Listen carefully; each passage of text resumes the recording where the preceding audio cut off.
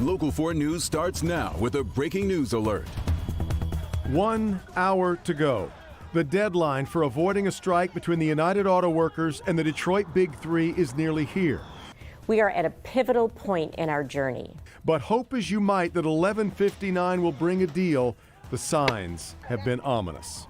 Tonight, for the first time in our history, we will strike all three of the Big Three at once.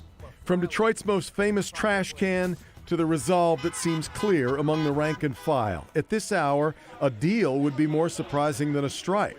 We don't want there to be a strike. But this is new territory. Both sides openly throwing their cards on the table. And the threat of a strike against not one, but perhaps all three automakers. Of course I'm worried about it. It's not Detroit versus everybody. It's Detroit versus Detroit. And the moment of truth is nearly upon us.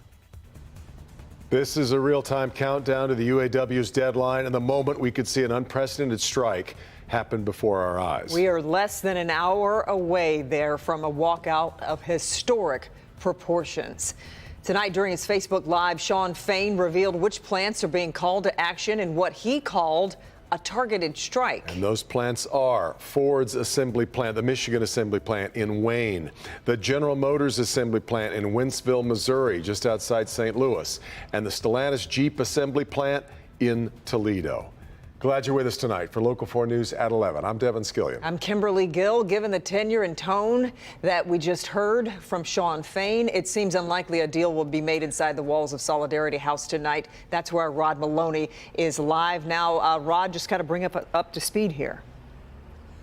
Well, yeah, we're going to give you a little bit of background on what it is that he's done here. Sean Fain obviously ready for a strike, calling it the stand-up strike as opposed to the sit-down strike of the 1930s in Flint. And tonight, he's assigned the plants that you just talked about, but let's go over where they are and what they do. Here in Michigan, the Wayne Assembly Plant, it's just the final assembly in the paint shop part of that complex. It's a massive, sprawling complex out there. At this point, they make the Bronco and the Ranger pickup truck there, very big sellers.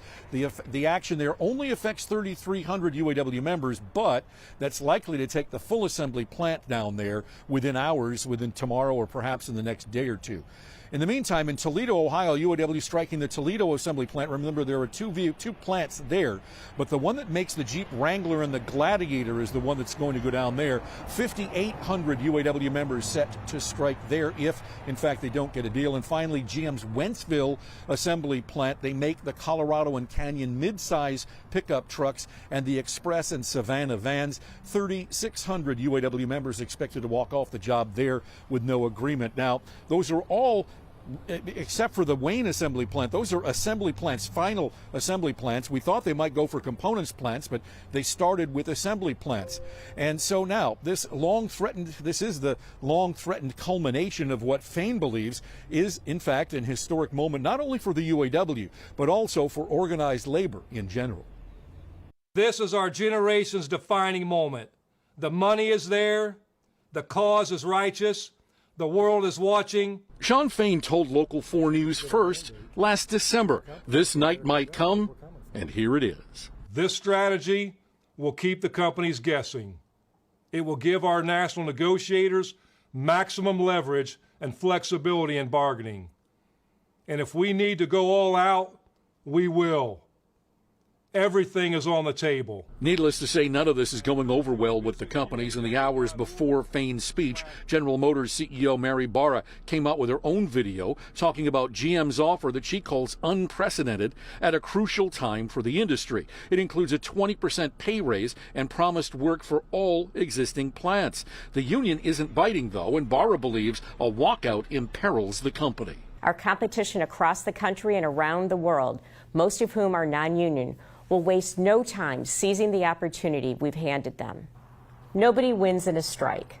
We all know that from hard experience. Local 4 also has the details of the fourth Ford proposal, containing a 20% pay raise over 4 years with no lump sums, COLA or cost of living adjustments, a $6,500 ratification bonus for permanent and temporary employees. That is unprecedented. Health care rated in the top 1% of U.S. plans remaining as is. 2 weeks of parental leave along with a buyout option for those wanting to retire with a $50,000 or a $30,000 $100,000 payment depending on seniority. A very frustrated Ford CEO Jim Farley told CNN this evening he hasn't been able to get Shawn Fain to even look at this deal or discuss it, and says it's going to bring a lot of pain, particularly to those in plants shuttered because they run out of parts. Those people will, basically be furloughed, and depending on the state, they may get unemployment, they may not get unemployment, they may get strike funds or not. That's up to the UAW. So it'll be a lot of hardship for people.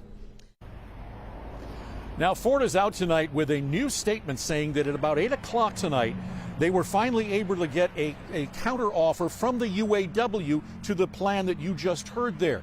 And they said that the UAW didn't budge much on what it was trying to do, and so therefore it's likely that we're going to see a strike here coming up at midnight.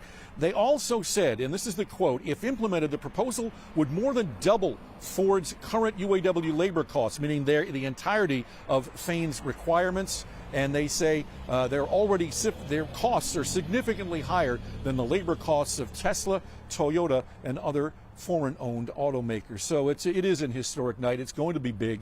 And so now we have pretty much clarity on what it is that Fain is doing and where he wants to take this. So for now, reporting live in downtown Detroit, Rod Maloney, Local 4. Okay, Rod, we appreciate it, and we'll be seeing you again at the stroke of midnight to see if anything has changed. In the meantime, we have sent our Mara McDonald out to Wayne, where one of those targeted plants could see workers walk out perhaps, 54 minutes or so from now? Mara, good evening. What can you tell us? Kimberly, I want to give everybody at home an idea of what it is like on the ground out here. Number one, we are UAW Local 900. That is the local that represents the Michigan Assembly Plant, or MAP, as it's commonly referred to.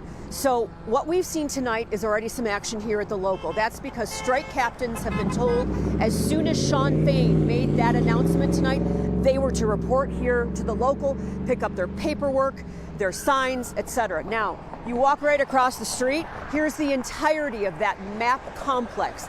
It is massive. If you were listening to Shawn Fain tonight, you heard him call for a targeted strike here at MAP. In other words, he's not calling for all the workers at MAP to walk out.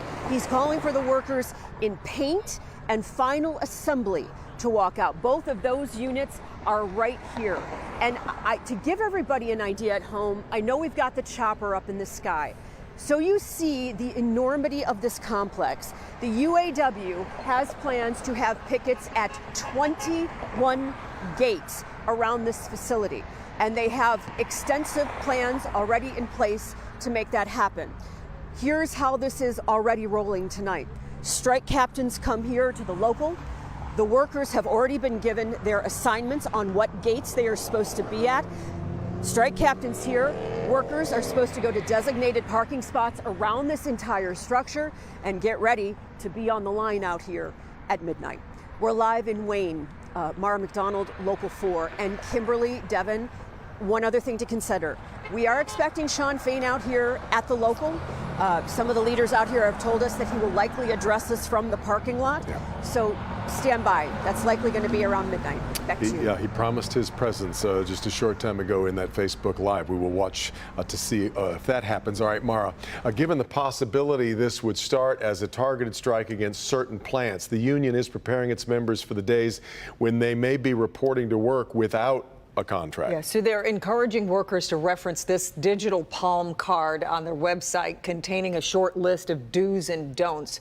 So basically, for example, it encourages members to report any changes in the terms and conditions of their employment, and also to refuse voluntary overtime. It warns members against things such as working more slowly or refusing to do job duties, confronting, arguing, or threatening anyone, or damaging company property. Governor Whitmer weighed in on the ongoing negotiations as she toured the North American International Auto Show earlier today. Governor says she has been in regular contact with reps from both the UAW and the automakers, and she believes that both sides can come out of this winning.